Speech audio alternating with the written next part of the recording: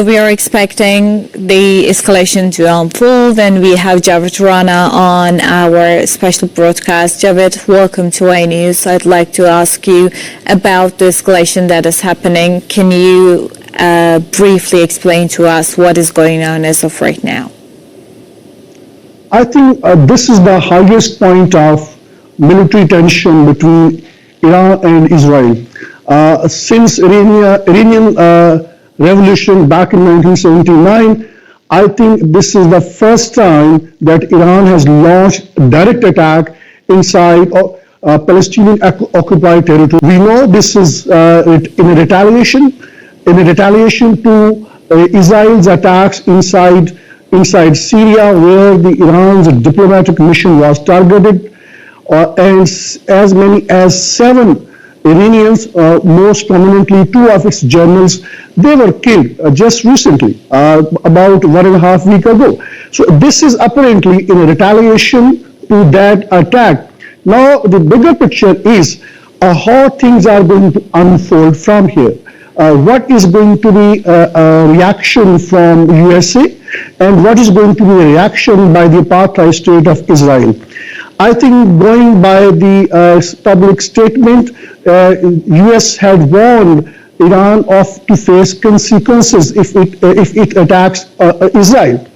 And we know certainly that it has been the long-held desire by the Israeli Prime Minister Netanyahu to face an attack from Iran, and then in retaliation drag USA in a bigger conflict that would involve a bigger attack on Iran.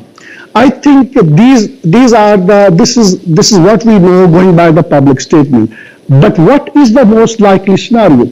Apart from all the threats that US has been giving against Iran over the last couple of days, we also know that there are credible reports suggesting that the USA had told privately to the Prime Minister Netanyahu that, look, don't drag the Americans into this war. We don't want escalation. So I think my understanding is that this war is not going to further escalate to the extent that there would not be any further direct confrontation between Israel and Iran. The reason is that Iran has now said that it has concluded its attack, which was in retaliation to its sovereign embassy consulate in Damascus. So Iran doesn't want escalation, but Iran was left with no option but to retaliate, and I think this was somewhat a proportionate retaliation that Iran would enjoy certainly a wider scale of support among the Muslim countries. So I think as we speak, we don't know what is likely scenario, but remember, if Netanyahu, since he has a strong desire to expand this war, to escalate this war, because Netanyahu does not want the world to continue criticizing him over a large-scale genocide in a Holocaust in Gaza, where more than 30 to 35,000 people have been killed, 70,000 others have been injured and maimed, and 11,000 others are under the still rubble, and we don't know about their fate. So in that context, when Israel has been under fire from everywhere, so it would like that this war should be expanded. But Israel's retaliation or Israel's geostrategic calculation would largely depend on what President Biden, the US president, has told Netanyahu privately. That is extremely important. Remember, if there is a direct confrontation, that will have a disastrous consequences in the Middle East. That is something that would be unimaginable. And the fact that this time around, Iran has opted not to use its proxies like Hezbollah, like other Shia militias in Syria, in Iraq, and Iran has not attacked the US installations anywhere in the region. And that is a bit unusual. That indicates that Iran does not want USA to be dragged into this conflict. Iran's response, military response, this attack with the drones, attacks with the missiles, looks like are proportionate. About the number of the casualties going by Iranian media, as I reported earlier on, that seems to be a bigger one. There is a possibility that Iran may launch a small, Israel may launch a smaller attack, but again, that would be more face saving. That is going by what we know, going by the media reports, what USA has privately advised Netanyahu. But again, remember, right now, as we speak, Netanyahu domestically facing a lot of pressure. He has not been able to secure the release of the prisoners of war from the custody of Hamas. And he has been failing because Hamas is still there, a very potent military force in Gaza. It has been carrying out rocket attacks inside Israel, and so far militarily Israel has terribly failed to defeat Hamas despite destroying at least 80% of Gaza. So in that context, certainly Netanyahu needs a face saving. The day this war concludes in Gaza, that means that would be the seizure of the political fate of Netanyahu, because he will have to resign, he will have to respond back of what happened on October 7th, why Israeli military failed to prevent this much bigger attack in the history of Israel. It failed to prevent it, and then the consequences of which has been terrible for Israel. Its economy is now shattered. Its northern part of Israel has been under attack from Hezbollah. Hundreds of thousands of the citizens of Israelis have been displaced inside Israel. Hundreds of thousands others have fled from Israel, and this war which Netanyahu has launched is not tenable. Militarily, Israel has lost, though at a very huge cost at the lives of tens of thousands of the lives of the Palestinians. We have to see that picture. That picture is that the myth of Israel military being invincible has been shattered. Myth of Mossad, the Israeli intelligence agency being invincible, has been shattered. So Israel had marketed itself that it is the policeman of the Americans in the Middle East.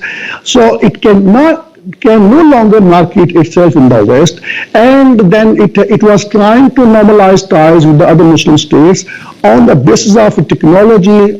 That has been shattered, because when Hamas entered on October 7th, it disrupted its internet, it disrupted all the communication network. And so in that context, the three things, let me repeat, which are extremely important, which are at stake right now. Israel's technological advancement, that myth has been shattered. Israel's military invincibility, that has been shattered. Israel's intelligence network, its invincibility has been shattered. So Israel is trying to regain its lost image. This is the best time for Netanyahu to drag USA into this conflict. And but again, what President Biden has told to Netanyahu privately, that would matter the most. But certainly, as we speak, there are reports suggesting that some of the attacks through the drones were neutralized. Not that at this particular point of time, there is a limited information, but some attacks, going by the media reports, have been countered by the Americans through the missile shield. But again, the damage certainly would have taken place, because Iran has strategically chosen a place which is extremely important, because it has damaged Israeli military at a place from where it has been attacking Palestinian people in Gaza and that would be also seen a sigh of relief for the Palestinians, particularly in Gaza, because this would be for the first time since October 7 onwards that Israel has been externally attacked inside occupied Gaza. That is extremely important. So it also gave a sense of relief to Hamas and Islamic Jihad inside Gaza, launched kind of a resistance that is unprecedented. Gaza, is a very small place. It has been facing naval blockade, air blockade, land blockade, and we have seen from October 7th onwards till now that there has been resistance from the jihadi groups, from Hamas, from Islamic Jihad. They've been carrying out these rocket attacks, and the only help that has reached in Gaza is these are the Iranian missiles attack and the drone attacks, which I think militarily speaking is extremely important. Politically speaking, I think it will stand out in Iran among all these Muslim countries. We have seen only two responses, tangible responses, coming from the Muslim countries. One is attack from Iran inside Gaza against Israeli military force. Second, the trade sanctions, the suspension of trade ties between Turkey and Israel. That was the response from President Javed Rana just a couple of days ago. So these are the only two tangible measures which we have seen. They meaningfully those have been taken. But certainly Iran's retaliation to what happened inside its embassy in Damascus, that is precisely its response. But certainly it will be seen in a bigger picture, and that bigger picture is that Iran has been trying to help out Palestinian both for its own geostrategic reasons. Iran has been using Houthis from the Yemens. It has been carrying out attacks on Israeli allies, UK and the USA in the Red Sea. There have been multiple dozens of attacks through drones on the international shipping vessels. Just about 12 hours ago, we have seen that a vessel was captured by the Iran, the state of Hormuz, and that vessel was owned by a rich Israeli trader. So I think Iran, that was also a part of this same response. So again, we have to see in what manner Israel is going to respond, in what manner USA particularly is going to respond. But remember, in the conventional war, my understanding of the situation is that Israel cannot win this war because Israel is a very small territory.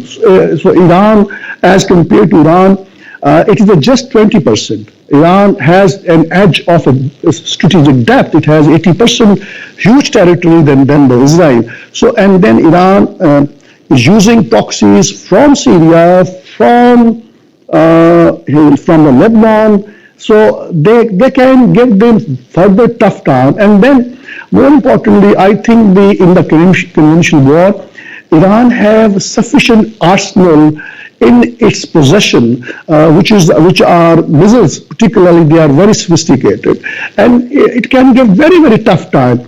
And we have seen that the kind of the weaponry that the Americans have been providing to the Israel, they are very sophisticated, but so far those have failed to actually counter the attacks from the proxies, from the Iranian proxies inside Israel, like Hezbollah has been carrying out attacks. So I think again, if Iran launches a bigger attack, that doesn't mean that that attack would be restricted to just Israel. That means that the Iranian proxies across the region, they would be attacking all the direct or indirect interest of Israel in the Middle East and elsewhere. So Javed, it is important what you highlighted overall, that we are going to see how it is going to unfold in the upcoming hours and minutes. Then we are going to talk about it. But what I wonder about, one, you have spoken about the proxies, so it is important to highlight that it is first time ever that it is not the proxies now, it is the countries themselves having a escalation like this, and how it is going to, what do you think is going to happen after this? Is the proxy time over, or do you think that this is just a sole escalation and it is going to continue as it was, as you mentioned before? And in addition to this, as all of these happen, we know that the Middle East is a place that is so conflicted. So different countries has actually closed their airlines, and they closed they made it forbidden for the entrance of their skylines. So what would you say about the situation as well? Is there something further escalating in the Middle East, or it is going to die down? I think your first question is important. Yes, this is a first time we have seen a direct infiltration. From 1979, we've been seeing political tension between Iran and Israel. We've been seeing all these proxies working against each other. Iran has been using these proxies against Israel, and Israel has been using hired guns to assassinate Iranian scientists. And so many other similar incidents have been happening. But it is at the heart of the problem is the apartheid state of Israel. It was Israel which started off carrying out attacks in Syria, directly killing Iranian generals. It's not just that 1.5 weeks ago we have seen that 2 generals were killed. Before that, I think about a month and a half, 2 months ago, Iranian generals were killed, but those were not assassinated inside its diplomatic installations. They were killed outside the diplomatic installations. This time around, Israel opted to carry out attacks on the diplomatic installations, Iranian diplomatic installations inside Syria, in Damascus. That was a violation of Geneva Convention. All these diplomatic installations are protected under the Geneva Convention, and they are sovereign territory of the countries like Iran. So it was the fault lines deeply lies with Israel. So Iran had to respond back, had to hit back, giving a very, very proportionate response. So again, then Iran has opted. Because everybody was expecting that this attack is going to be inside direct Israeli territories, which has not happened. And people were basically making calculation that since Iran said that all diplomatic installations, missions of Israel in the world, they could be targeted. Iran has not done that. Iran has opted to carry out attack on Israeli soldiers inside Gaza. That is extremely important. I think strategically that was a very, very kind of the location that they decided to attack, which is a politically important. On humanitarian ground, that is important.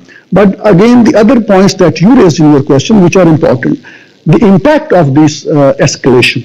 I think right now, as we speak, the Middle East is on edge. Because nobody knows in what direction the situation is going to take a turn from bad to the worst. All we are right now seeing, we are waiting and seeing the situation, because what kind of response Israel is going to come up with.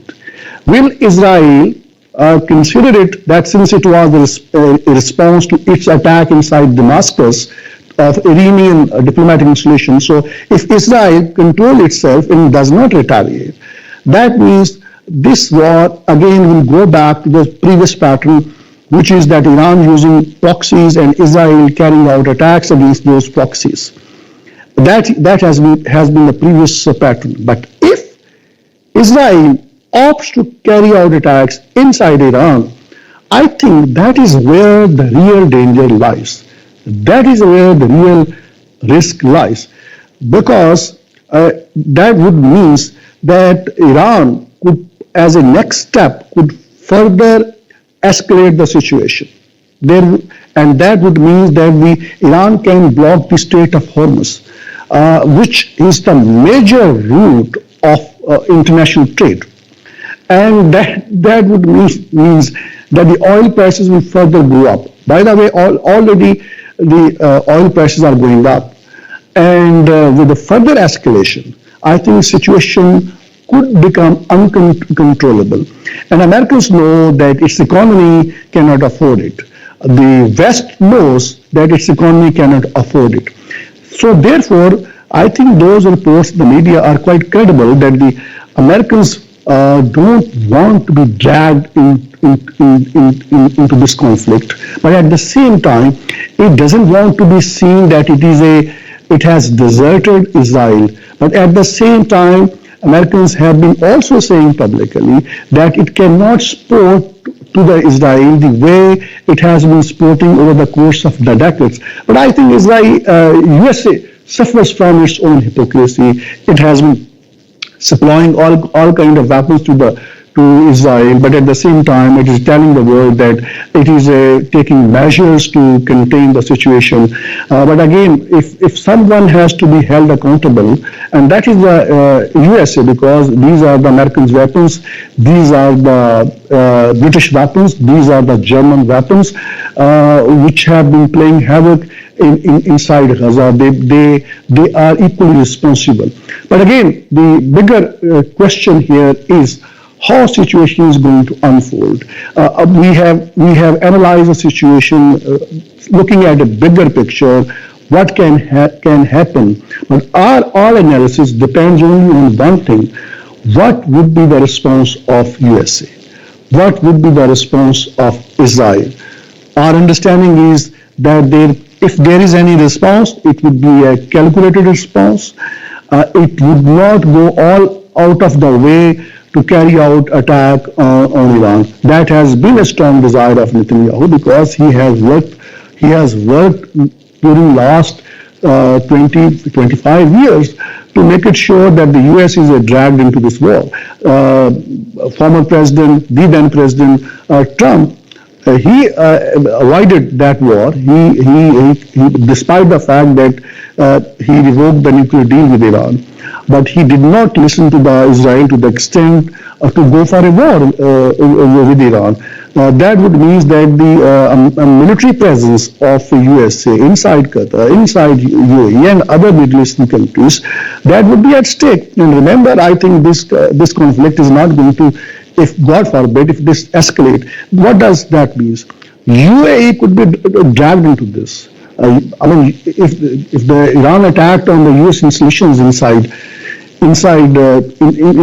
UAE, what does it mean? The UAE economy would come to a grinding halt. Most of the population in the UAE, they are all foreigners. So this means a lot. And in a similar fashion, there are other destinations. The military presence Iran can target US military bases inside the Middle East. That would mean that also the Arab rulers would be also involving themselves into this bigger conflict. Though their support would be with Iran, the reason being is obvious, because Iran has been supporting Palestinian cause. So I think in a bigger picture, everybody's on the edge. It's not just the Middle East; it is South Asia. People in Pakistan, it's a big country from where I'm talking. People are looking at the situation in a very with a deep concern. And people in the West, they are looking at the situation with a deep concern. Nobody wants escalation. And at this particular point of time, when the West is already engaged, the entire Europe and the US is already engaged in a war with Russia, indirect war with Russia. It has been providing all kind of weaponry support, intelligence support, and even some of the Western citizens, American citizens, they are fighting along with the Ukrainian soldiers against Russia at this point of time. So West would not like to escalate the situation. They don't want this war to be expanded. But again, there is one man, and that man is Netanyahu. Because he doesn't want this Gaza conflict to be concluded. He wants this war to be expanded, because the day this war comes to a halt, that would mean that there will be corruption charges. There are at least 4 corruption charges, 4 corruption cases against Prime Minister Netanyahu, and he would be prosecuted. He would be in jail, and politically, I think it will be very difficult for him to revive himself, because what he has done in Gaza, that is a recipe for disaster for the Jewish community all over the world. There has been 400% attacks on the Jewish population, and every member of the Jewish community is not supporting the Zionist state of Israel.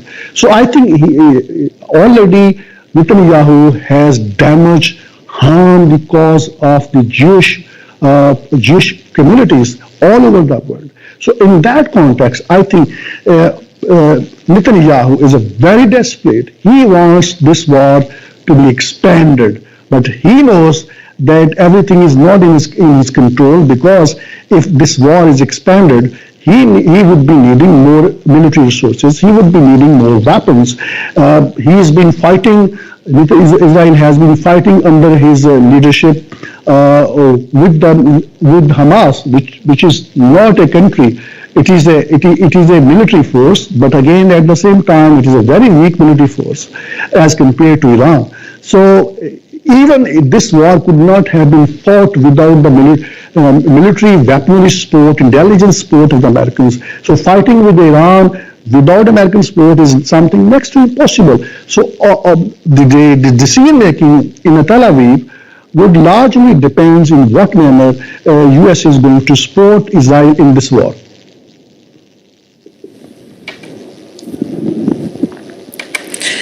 So Jawad, what is important in this point is that I would also like to ask your opinion on is that the statement, after all of these, the statement that has came from the Iranian part, and they have said that they actually are not going to continue the attacks if the Israeli parties do not make a counterattack, or United States make an attack or interference to the situation. They quote unquote deemed it to be concluded.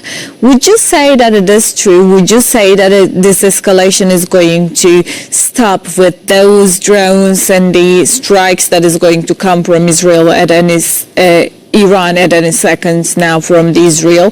It is going to stop, or it is going to widen further? Well, I think that is at the heart of the entire fresh wave of confrontation, because Iran doesn't want this escalation. Iran's response is very calculated and somewhat proportionate in retaliation to the Israeli attack on its diplomatic mission in Damascus. It's 7 members of Iranian Revolutionary Guards, particularly 2 of its generals, they were killed. I think essentially it was a response to that attack. But since the sovereignty of Iran was challenged, Tehran was left with no other option but to retaliate proportionately. But now the bigger question that we have been talking time and again over the course of last several months is that what are the Israel's geo-strategic objectives? Israel is the only country in the region which wants war all the time, all the time. It is the only country in the Middle East and perhaps in the world which does not have its official map. The reason being is that it wants to expand its territory. It wants to occupy others' territory. It has been keeping an eye on Lebanon's territory, Jordan's territory, Egypt's territory. It has made public its intentions to take over West Bank, East Jerusalem. So Israel wants a war. But again, can its allies like UK, more particularly the US, afford the military adventures of Israel? They are fed up with Prime Minister Netanyahu. And I think the frustration of the Americans is something which has been meaningfully expressed by President Joe Biden, because he could lose a presidential election in November this year. There has been widespread public support for the Palestinian cause inside the USA. And President Biden doesn't want to lose the election, though we certainly know that the President Biden is himself is a Zionist. He has been supporting Israeli cause. And Israel, he has projected Israel a country which President Biden believes that it has to be there as a policeman to basically scare away the Arab countries. But again, the kind of the situation that has now risen out of this crisis, that is a terrible. Now we have seen a Holocaust. I'm using this word Holocaust, and many of my friends, analysts, journalists, they are also using this word of Holocaust. But we would not hear this word from the Western analysts. The reason being is that they have preserved this terminology only of what Hitler had done with the Jewish community in Germany. But remember, if you have to see a modern time Hitler, that is Netanyahu. He has depopulated Gaza. Almost 1 to 2% population has been depopulated. If we include those casualties, 70 to 80% casualties, that means the 4% of the entire population of Gaza that either has been depopulated or at the edge of being depopulated. But that is not a Holocaust, because it has been done by Netanyahu, by an apartheid state, by the love child of the Americans. That is the problem. When Americans play so favorite, so publicly, in a so meaningful manner, when Americans discriminate, when the West discriminates, so obviously it has caused a wider spectrum of resentment among the Muslim countries. So this is a kind of situation where Israel has lost public support in the world. I think now whenever you talk about Holocaust, you will have to also see what a sadistic approach Netanyahu has come up with. Muslims were not involved in the Holocaust. These were the Germans. And even you may recall that in one of the statements of Netanyahu, he said, no. Actually, Hitler was advised by a Palestinian cleric. So that is why he conducted the Holocaust. So kind of the nonsensical statements he's been making to justify a genocide of Palestinians. And again, everybody talks about Israel as a democratic country. May I know, how could this be a democratic state? It is an apartheid state, which has dozens of set of laws which discriminate the Palestinian people.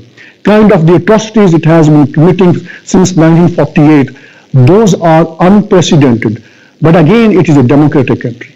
I think the way Americans have marketed it, Israel, the way the apartheid state itself has marketed itself to the world that it is a democratic state. It is not a democratic state. It is a fascist state. It is a state which has been pursuing a religious agenda. It has been saying that since the Jewish people have been chosen by the God, so all rest of the world, they are subordinate to them. And particularly about Palestinians, they say they are the animals, human animals. So killing them is justified. Giving the biblical references to justify the killing of the children, to justify the killing of the innocent women, older population, younger population.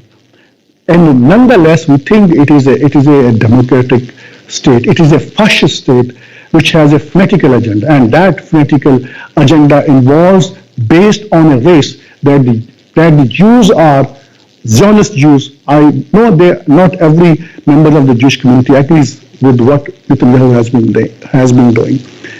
It has been pursuing that racial agenda that Jews are superior to the other races. And their entire logic that since 2000 years ago, Jewish tribes were based in the occupied Palestine, since it has a right to come back to that land. Does it make sense? Because Palestinians have also been there. They are the same race. Largely speaking, Palestinians and the Jewish, they are from the same race. The differences of the religion, they pursue Islam and Islamic causes, and the Jewish communities have their own religion. So again, this is a fascist agenda under the garb of the religion, under the garb of being a superior race. That is what Netanyahu has been pursuing, and that is what at the heart of the conflict, because he has been justifying again and again on what I'm telling you, giving biblical references. If a Muslim leader would give a Quranic references, they called him as fundamentalist, extremist. But Netanyahu is not a fundamentalist. He's not a fascist. So these are the double standards the West and Israel has been marketing, and they think that everybody else in the world is a fool, and everybody else would believe in them. They are living in fool's paradise. It won't happen. Public opinion has largely changed. It has turned against Israel. It has turned against the backers of the Israel. And in days to come, in weeks to come, my understanding of the situation is that Israel may have won this war to the extent of killing people, depopulating people in Gaza, but it has lost the war. In the long run, you will see that Hamas will have a huge recruitment. All these survivors in Gaza, they will be part and parcel of the military force of Hamas. So in a broader picture, again, this is a background we are discussing about. Coming back to the current situation, in what manner Israel is going to retaliate, react? I think if any common sense prevails, Israel should not retaliate. It should conclude its direct attacks on Iran, because that would further escalate. And since Iran has already said that it is not going to further carry out attacks inside Palestinian territory, I think that should serve Israel a message that enough is enough. Let's de-escalate the situation. Let there be a ceasefire inside Gaza. Let there be a movement towards a two-state solution. And my understanding is that now people inside the apartheid state, they have got fed up with the Netanyahu. Because it single-handedly, if you have to point out who's responsible for the mess people in Israel are facing, it is Netanyahu. For the last 20 to 25 years, he has been pursuing a kind of a cause whereby he wants to isolate the Palestinian leadership, isolate the Palestinian people by committing atrocities, and then trying to normalize ties with the Arab states and other Muslim countries at the cost of Palestinians, not resolving the problem, the core problem, which is the lack of the statehood of Palestinian. He has been working overnight against an independent state of Palestine, and he's been committing atrocities to suppress Palestinians, and at the same time normalizing ties with Arab states. That has been his mission, and naturally there had to be retaliation by Hamas. Hamas was left with no option. So it is again the policies of Netanyahu has brought the Middle East to the edge.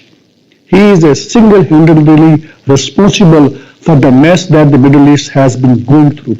But again, it's the tentacles of Israel inside the USA, inside the UK, inside the Canada, inside the Germany, which are actually the real legs of Israel to stand on.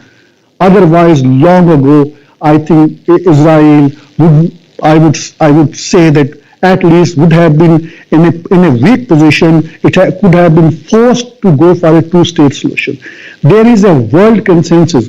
What would be the shape of the state of Palestine? It has to be as per the borders existed before 1967's war.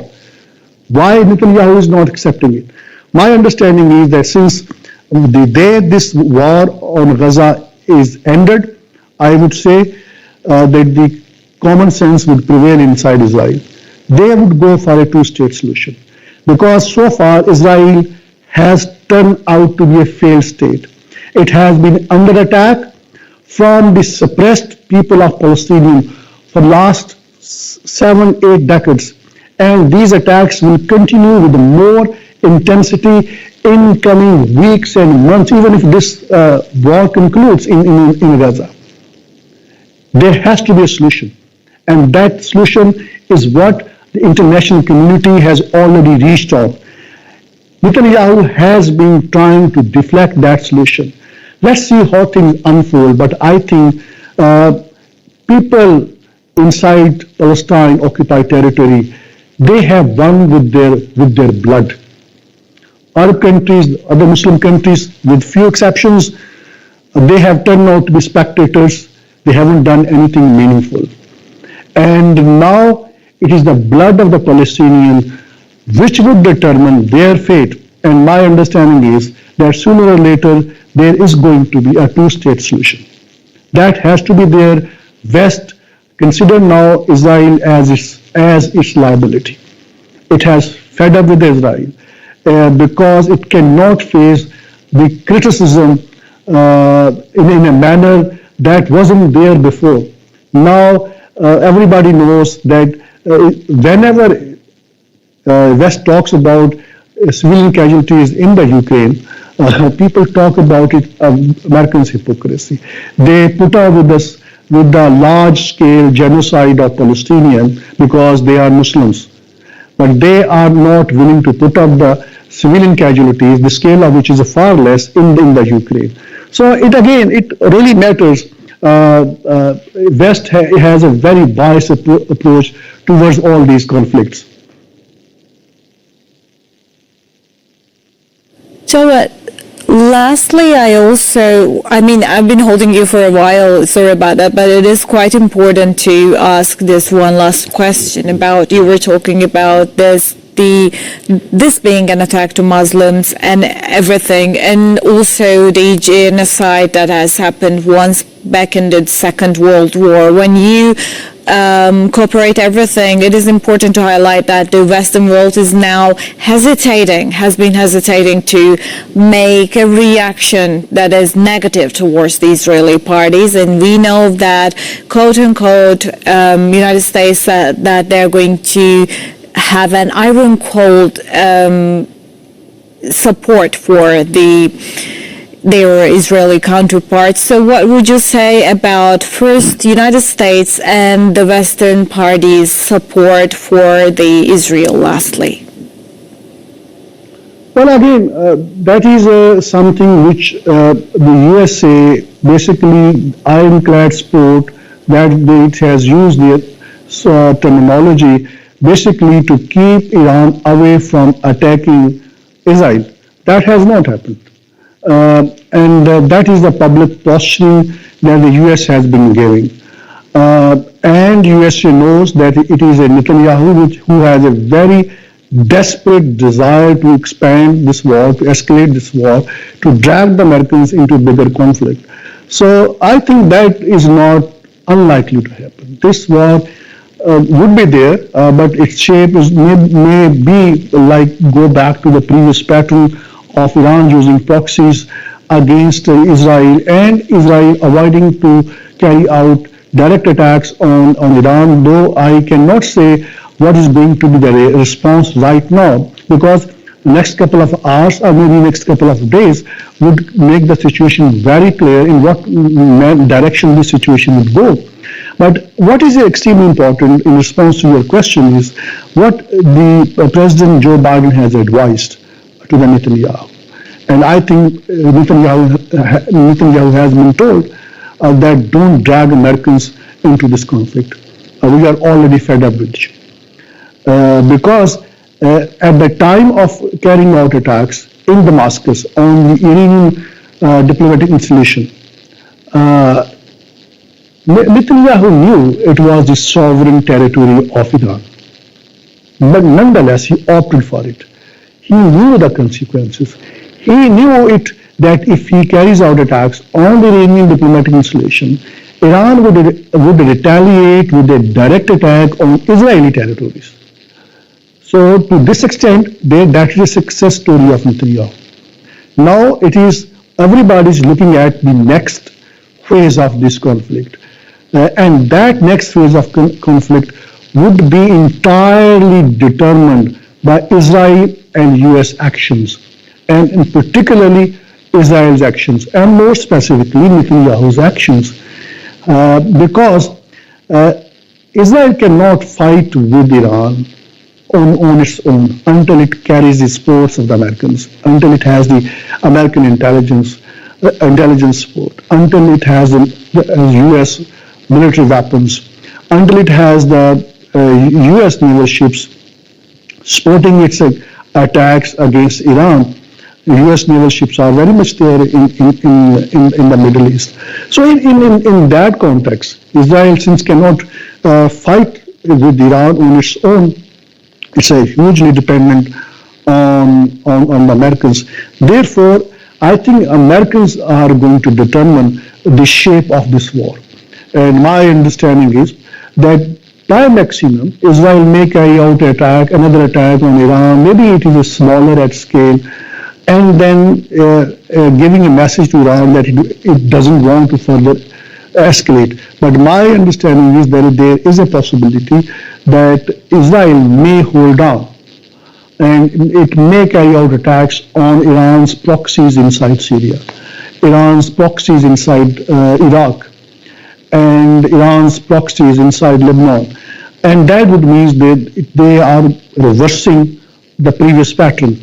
So again, that is a kind of situation that we are witnessing that really suggests that the options with all these countries are running out. Because if Iran continues with these attacks, which Iran has said it would not, Iran cannot afford it. The Americans cannot afford it. Israel at this point of time cannot afford it.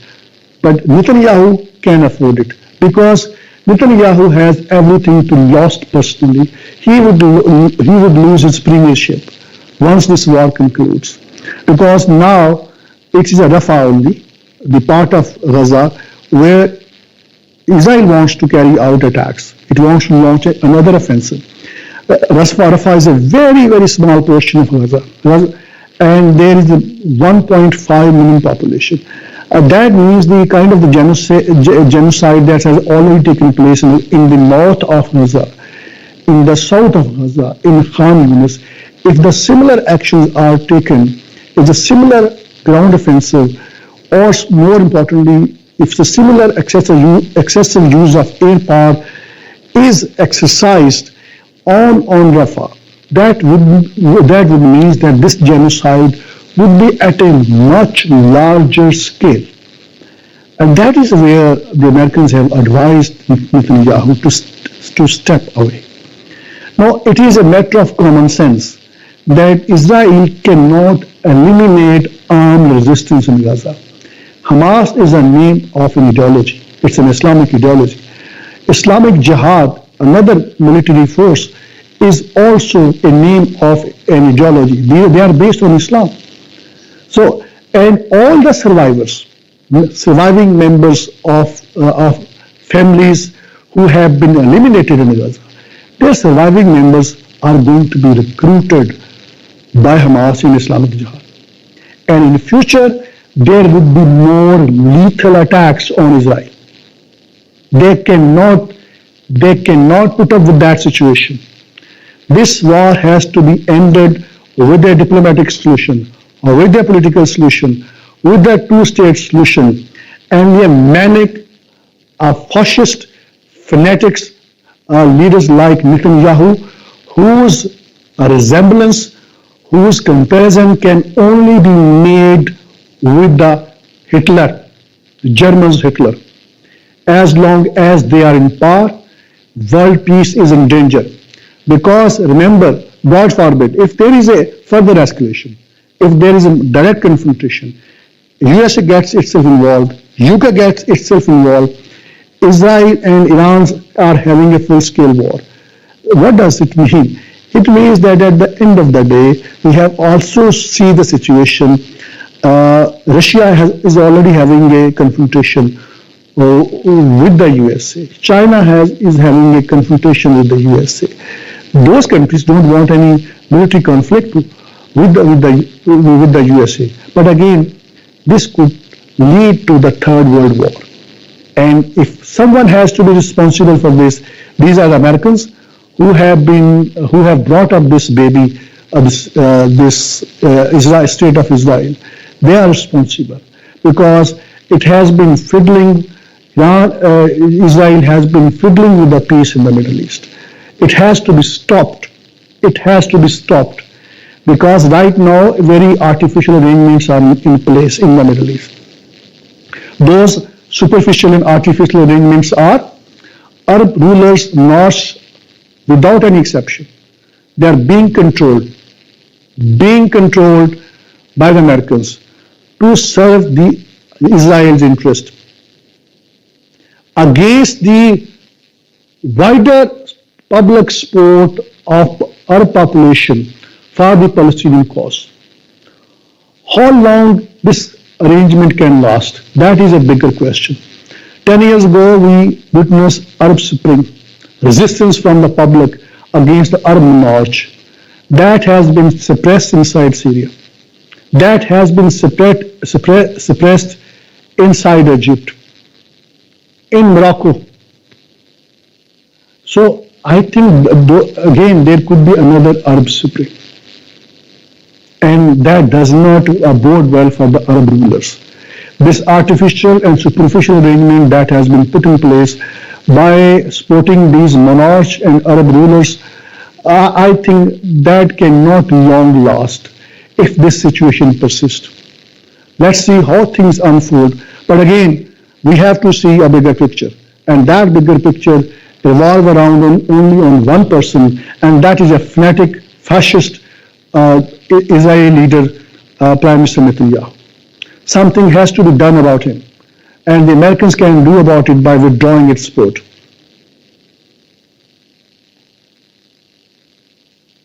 Javed Rana, thank you so much. It was most insightful, and we are going to, as you mentioned, we are going to see it, how it going to unfold in upcoming hours, and we are going to continue talking about it. Thank you so much for sharing your updates with us.